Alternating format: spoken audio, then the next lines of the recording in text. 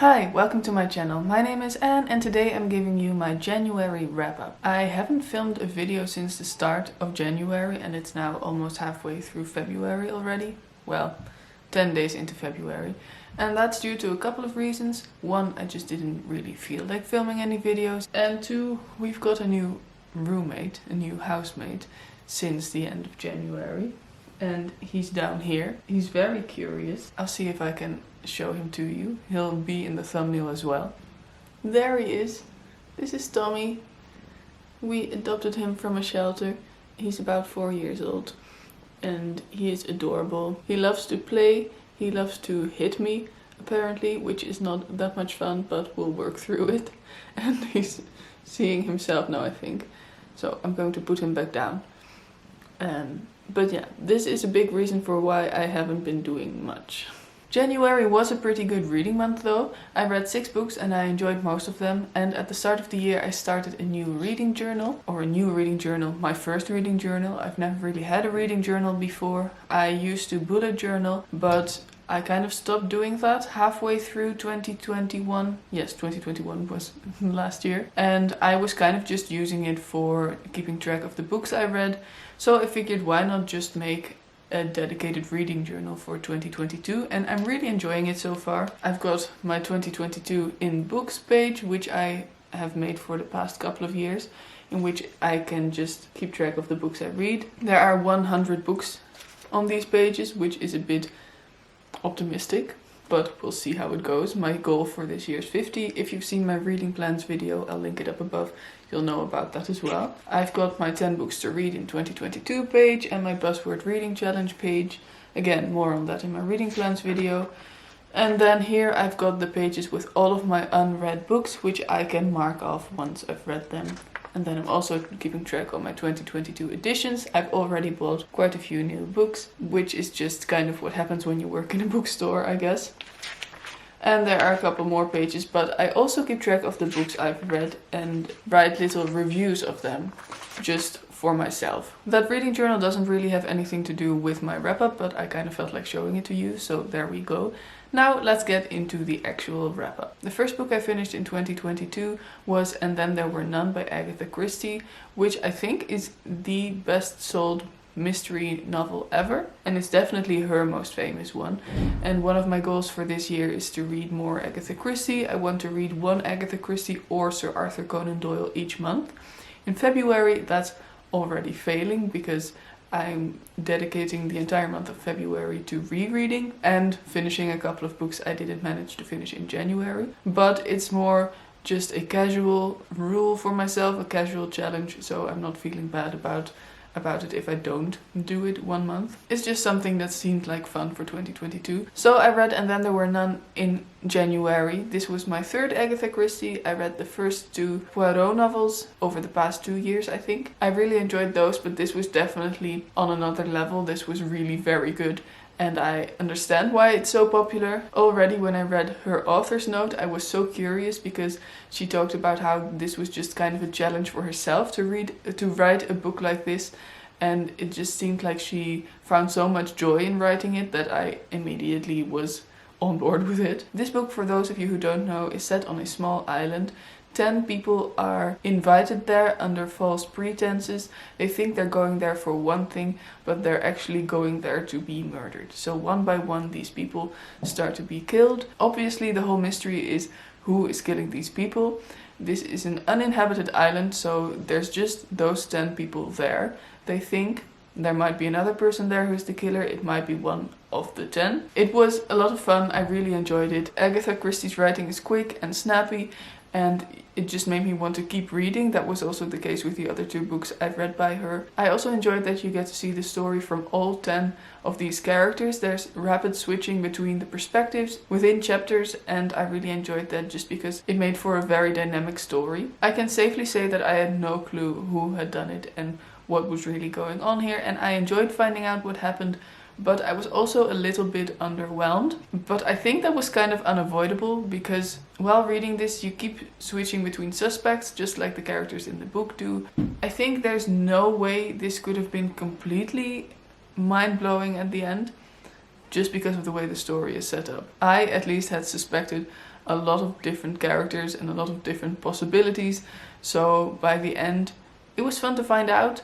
I thought it was very well constructed and it made sense, but like I said, I was a bit underwhelmed. Also, the way in which the reveal is done wasn't that exciting as well, but again, there really wasn't any other way. Overall, I ended up giving this book 4 stars because I really enjoyed reading it. I really enjoyed reading the first book in its genre, because this is done many more times. A story like this of a bunch of characters set on an island or in another remote location, dying one by one. This was the first one, and it felt fun to finally read that. Then we're moving on to my first 5-star book of the year, and I'll be a little surprised if this book doesn't end up on my list of 10 favorites by the end of 2022, which makes it for a very good start of the year. And it is The Night Circus by Erin Morgenstern. You might remember, if you've seen my previous videos, that one of my goals for last year was to read books by authors that were new to me, and I had a list of 6 books, and this was the only book I didn't get to. So I had vowed to myself that this would be one of the first books I would read in 2022, and I did, and I'm so glad I did. And I'm a little bit angry with myself that I didn't read it sooner, because for some reason over 2021 I just didn't really feel like reading it. I wasn't very excited by the thought of reading it, and then I started reading it and it was absolutely amazing. It's very popular on BookTube and in the bookish community. It is a lot of people's favorite book, but I've also seen a lot of people who really don't like it. It seems like it's either a you love it or you hate it kind of thing, and I'm very clearly in the you love it camp. I thought this was magical, this was original, it was absolutely amazing. This is the kind of book that feels like it's entirely its own thing. It feels like it's in its own realm. It is not really comparable to anything else. I don't encounter books like that very often. This just feels like the author has poured her heart and soul into it, into crafting a magnificent story, and I so appreciated that. And I really want to read The Starless Sea, which is her newest book. I think it came out 2 years ago now. I really want to read that one as well, and I bought it pretty much immediately after finishing this one. So what's this story about? It's about a lot of things, but ultimately it's about this circus and about 2 characters in particular. We follow these characters from their childhood as they are entered into a game against their will, and this isn't just any game, it's a game that is very mysterious. It's a game that's going to span years. It's a game that has to do with magic, manipulation, something that isn't entirely from this world. And I'm not going to say anything more than that, but these characters are kind of pitted against each other, and the Night Circus comes into play in this as well. It's a very important part of this game. The Night Circus is a very special circus. It shows up in places around the world without announcing it. It's just suddenly there, and then at nightfall it opens and people can come in and experience all these wonderful, magical, circus-like things, and it starts to garner kind of a following of people who are absolutely in love with this circus, who love being there. They're kind of the groupies of this circus. That sounds a little bit derogatory, which is not what I mean at all, but yeah, this Night Circus is a very special place. We follow the characters within it, a couple of them specifically, and I fell in love with every one of them. Especially Celia and Poppet, they were my absolute favorites. I adored them. There's also a romantic plot in here, and I don't really want to describe it in any more detail than that, because I didn't know much about the story when I started reading it, and it really felt like a great adventure discovering it all, finding out more about this circus, about this world, and about these characters. And by the end of it, I felt like they were real people and I really cared for them. I cared what happened to them, and I was just so fully invested, and I really had a book hangover after finishing this as well, which I don't really get very often, but I kept thinking about this book after finishing it. I did start a new book, but I wasn't really enjoying it, and I just wanted to get back into this story to read more about this, which is quite a unique feeling for me. Usually when I finish a book, it's done. I move on to the next one. And I think about it sometimes, I think about how much I loved it, but this yearning for more within this story was, like I said, kind of unique. The next book I finished was an audiobook, and I read this for the first prompt of the Buzzword Reading Challenge for this year, and the prompt was to read a book with one of the W words in it, so in the title, so when, who, what, where, why. And I read When No One Is Watching by Alyssa Cole, which is a thriller about gentrification in Brooklyn. It is mostly a psychological thriller, but there are definitely some more action-packed, some more horror-type things going on as well. It's a very exciting story. It's a very disturbing story, and I ended up really enjoying it. I think I gave it 4.5 stars. I'm now using Storygraph, so I can give half stars and even quarter stars, so I'm really enjoying that. But this is a story told from 2 perspectives. We're following Sydney, who is a woman, I think she's in her 30s, and she has lived in Brooklyn her entire life. She lives in the house that she grew up in with her mother. Her mother doesn't live there anymore. She's very ill, and Sydney is seeing her neighborhood change around her in a disturbingly rapid pace. Her neighborhood is a historically black neighborhood. I don't know if I mentioned that Sydney is black, but she's black as well. And it's a very close-knit neighborhood. And then suddenly neighbors are starting to disappear. Without a word, they're moving away, and Sydney thinks this is very strange because her neighbors wouldn't just move away without telling anyone. So she's getting worried about this, and she doesn't like the way her neighborhood is changing. There are white people moving in who are very racist, who are making it a dangerous place for these black people to live. Businesses start to disappear, businesses that have been there for years and that have been staples within the community. And then the other perspective is Theo, who is a white man who moves in across the street from Sydney with his girlfriend. So he's a white man moving into this neighborhood because of the gentrification, but he sees what's going on as well, and he teams up kind of with Sydney to figure out more about the neighborhood and about the history of the neighborhood. Sydney doesn't really want this white guy helping her and doesn't want to have to explain everything, but through circumstances they end up working together anyway. And it was very interesting to see Theo as a white man learn more about the black community, about the black experience, to just put it generalized like that. Of course, I learned a lot from it as well as a white woman myself. I think it worked really well to have both of these perspectives within this book. The insider's perspective and the outsider's perspective, without the outsider becoming a villain type character. I also thought the writing was very good. I immediately got a very eerie vibe from this book, which I think is exactly what was meant to happen. You immediately get the sense that something is very wrong in this neighborhood, but you also realize that this might be an unreliable narrator, that Sydney is paranoid and seeing things because she's getting very little sleep as well. It's also a very hot summer, so there's that sweltering sense to the story as well, which I thought was very well done. I just felt very immersed within this story, within this neighborhood. And I also really liked how much of a deep dive we get into these characters of Sydney and Theo. We get their history, we get their issues. It's very kind of an introspective kind of narration. There are these problems, these outside problems within the neighborhood, but we also get their inside problems, so to speak, because they've both been through quite a lot. They're both going through quite a lot. So there's both of these stories going on, and I really felt for the characters. I felt connected to them. I cared about what was going on with them. The one thing I did have a bit of a problem with was the pacing. The story is quite slow paced, quite medium paced maybe, and then towards the end it moves into roller coaster whirlwind speed and a lot starts happening, and I kind of felt a bit whiplashed because of that, because of everything that was going on. The tone changed a bit towards this part of the story as well. A lot of different things happened that I didn't really see coming, and that's a good thing that I didn't see them coming, but it also didn't really feel like it fit with the story. But I also kind of understand why the story went there, so in the end my rating was still high because I cared for these characters so much and got so invested in the story, but the ending did make me reel a little bit. Then we're moving on to the first book from my list of 10 books I have to read in 2022, and that is Night Circus by Jean Rees. Unfortunately, I didn't like this book. This is the only book this month that got a low rating from me, and I was very disappointed by that because I really expected to love this book.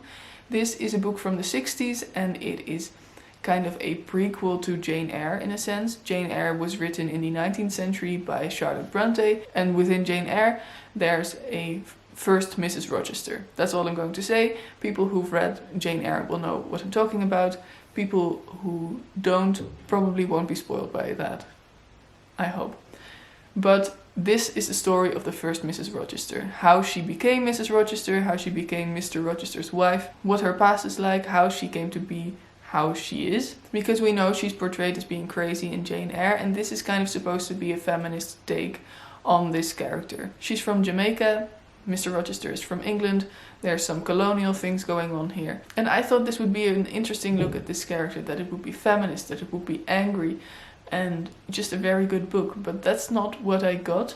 I kind of knew within the first 20 pages that I wasn't going to like it, just by the way it was written, by the sense I got from this character, but I did keep on reading because I thought 20 pages is not a lot, things might still change. But in the end, I just didn't feel like this was it. Like I said, it's supposed to be feminist and anti-colonial, but that wasn't the sense I got from this at all. The main character, Antoinette, felt like a flat character. I didn't feel like I really got to know her. I didn't feel like she really got any personality here. I felt like there were some racist things going on in this book as well, and I don't know if that's the book being racist or the author being racist, or that it's the characters being racist and that was an intentional choice by the author. I really don't know, because I don't know a lot about the colonial history of Britain. I don't know a lot about Jamaica and the colonial history there, so I can't really judge that, but it just didn't really feel comfortable. The story felt confusing, the dialogues were strange. I just wasn't invested at all, and I ended up giving this 2 stars. The only thing I really liked about this was the descriptions of nature and of the weather, which were really very well done. I just noticed that my memory card is almost full, so I'm going to race through the final 2 books. I think there are 2 books left, yes. The 5th book I finished was The Road Trip by Beth O'Leary. I read Beth O'Leary's 2 other books, The Flat Share and The Switch, last year and the year before, I think, and I really enjoyed those, but this might be my new favorite by her. I know this one wasn't really received very well by the community in general. A lot of people were kind of disappointed by it, but I really enjoyed it. It's a story of Addie and Dylan. It's kind of a love story, it's a romance novel, and it's told in 2 timelines. The first timeline, the now, is a story of a road trip. Addie and Dylan's mutual friend is getting married in Scotland, and they're both driving there separately. They haven't been in contact with each other for about 1.5 years, because at that point they had a very messy breakup and they didn't speak to each other anymore. But on the way to Scotland they get in a bit of a car accident, and Addie begrudgingly says yes to Dylan and his best friend Marcus driving with her and her sister Debbie to the wedding. So they are forced to be in a car together on this road trip. So that's the first timeline. And in the second timeline we get Addie and Dylan's love story.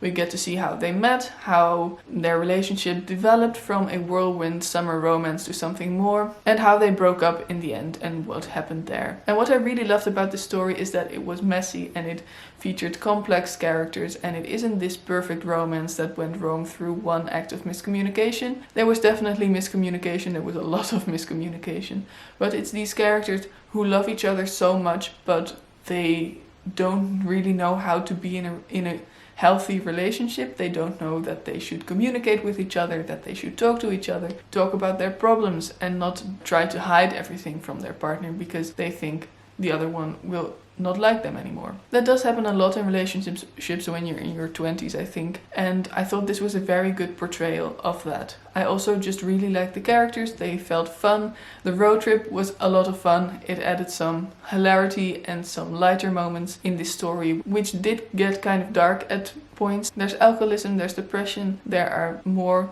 hard things. If you want trigger warnings, please ask me. Overall, it's kind of a light story, but there is mention of these things. There's trauma as well, and I thought that was described very respectfully, and in the end I was rooting for Addie and Dylan, even though I did understand why they broke up in the first place. I just thought it was a very well crafted story. And now I have about 3 minutes left for the final book that I read, which was The Empress of Salt and Fortune by Mi Vo. This is a novella. It was very short. I listened to it on audio, and it is a fantasy story that is inspired by Chinese folklore and mythology, I think. I'm not entirely sure because I didn't entirely read up on it, but it's about this empire, and I really don't know how to explain it because it's such a short novel and you get thrown into it right away. I was very confused at first, but it's kind of a tale within a tale. We have our main character who is non-binary, and they meet an old woman at a house near a lake, and this old woman starts to tell stories about the Empress of Salt and Fortune.